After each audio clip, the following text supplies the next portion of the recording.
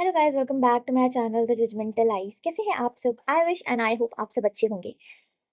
तो बात करते हैं स्प्लिट्स विला के सीजन 16 के बारे में, जहां पे हमने देखा सेमीफाइनल के टिकट के लिए टेन ने सदाफ को धोखा दे दिया। और ये धोखा वो ये धोखा कोई मतलब ऐसा नहीं था कि एस्टिमेटेड नहीं था। सदाफ नहीं देख पा रही थी, एक अलग बात है, बट उसके जो एक्शंस थे तो उन एक्शंस में आप देखोगे कि टेन बहुत हद तक ये कोशिश कर रहा था कि वो अपनी गेम पे फोकस करे। वो अपने गेम को इतनी मतलब अपनी गेम के लिए वो पागल था। ठीक है, ये चीज तो आप देख पाओगे। दूसरा, उसका एक बिहेवियर ये भी था कि वो सद्दाफ को कई बार ओवरपावर करता था, कई डिसीजंस में ओवरपावर करता था।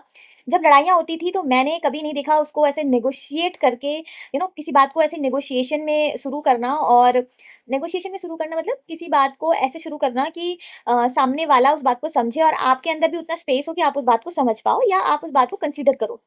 सद्दाफ और टेन के केस में जब भी टेन जाता था सद्दाफ को मनाने या कोई बात कहने, तो वो उस तरीके से सॉरी बोलता है कि okay it's my fault, I am really sorry.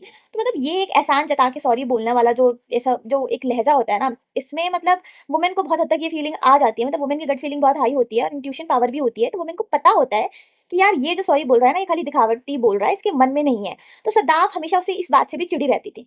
Plus वो कई बार चीज़ों को जो टेन है कई बार चीज़ों को मतलब अपनी तरफ टिल्ट कर लेता था। अब उसको एक मौका मिला कि भाई सेमीफाइनल का टिकट मिल जाए और वो सद्दाफ को छोड़ दे, तो उसने छोड़ दिया। उसके लिए बहुत बड़ा बिग डील नहीं था। लेकिन हाउ टॉक्सिक इज टेन, ये हम इस बात से समझ सकते हैं कि जब तूने टिकट ले लिया, चल ठीक है, टेन ने टिकट ले लिया, इट्स ओके। तुम्हारा अपना गेम था, तुम अपने गेम में फोकस करना चाहते थे, फाइन।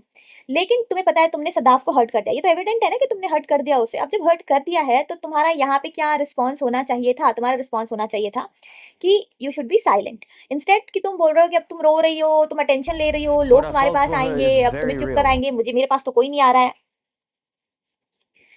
मतलब व्हाट इज दिस? मतलब क्या है ये? मतलब तुम समझो कि उनके आपस में भी इसलिए बात नहीं होती थी क्योंकि टेन हर चीज में बहुत दिमाग लगाता था, और वहां पे जहां पर फीलिंग्स लगानी है वहां तुम दिमाग लगा के काम कर रहे हो तो लोगों को पता लग जाता है। सद्दाफ भी कोई बेवकूफ नहीं थी, बट वो ये सोचती थी कि यार चल भाई, गेम के परस्पेक्टिव से हमें कोऑर्डिनेशन करके चलना है, हम अच्छे परफॉर्म करते हैं टास्क में, विच इज वो करते भी हैं टास्क में परफॉर्म। तो हम शायद जीत सकते हैं, तो हमें ये जो अंदर की जो कन्फ्लिक्ट है वो बाहर नहीं लानी चाहिए। और ये चीज उन्होंने सप्रेस करने की भी कोशिश करी। लेकिन गेम का जो गेम को आई थिंक देख रहा है या जो गेम को बना रहा है, उसे पता है कि कहाँ पे लूप होल्स है और कैसे इस लूप होल्स को बढ़ाना है। तो इस वजह से उन्होंने शायद टेन को ये ऑप्शन दिया कि भाई तुम सेमीफाइनल का टिकट ले, उसको छोड़ना है तो छोड़ो, तो उसने वो छोड़ दिया।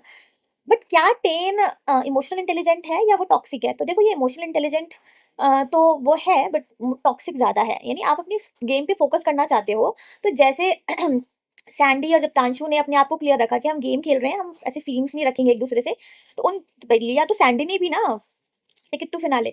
बट क्या उनके उसमें आपने देखा ज्यादा रोना धोना नहीं हुआ ना? इनफैक्ट सैंडी रो रही थी, वो गिल्ट से रो रही थी।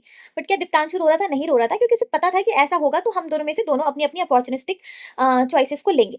लेकिन सद्दाफ और इसके केस में भी इसमें किसके केस में क्या था कि दोनों को एक दूसरे पे ट्रस्ट था। इनफैक्ट सद्दाफ को ज्यादा ट्रस्ट था कि हम दोनों अपॉर्चुनिस्टिक नहीं है, हम गेम खेलेंगे, गेम में फेयर जीतेंगे।